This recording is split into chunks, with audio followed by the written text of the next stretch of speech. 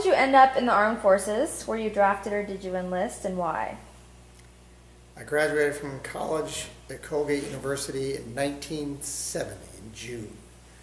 And that year, in January, they initiated the draft lottery system.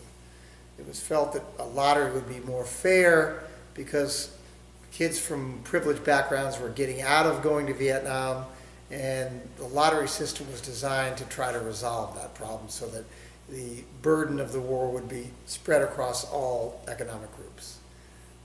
My number in January of 1970 was 187.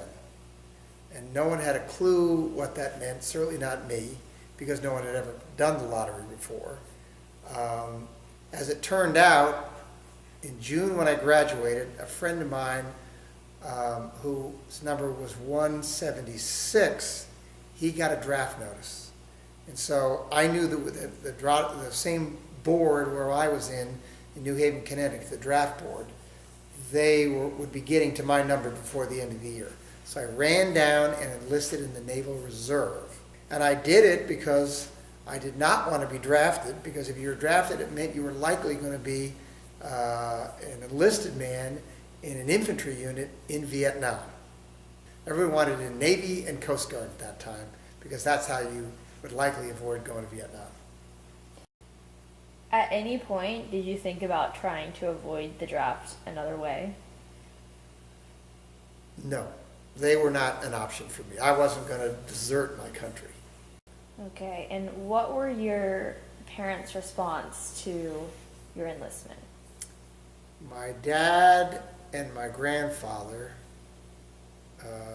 as you know, who had both been in the military. My grandfather had been a doughboy in World War I and had been machine gunned and mustard gassed on the Hindenburg line in Belgium. And my dad had been a P-47 and a P-51 pilot in the Italian campaign in World War II with the 8th Air Force. And he was shot down in a prisoner of war in a Stalag in Germany before he was liberated by Patton. So both of them were very proud that their son and grandson was now an officer in the Navy.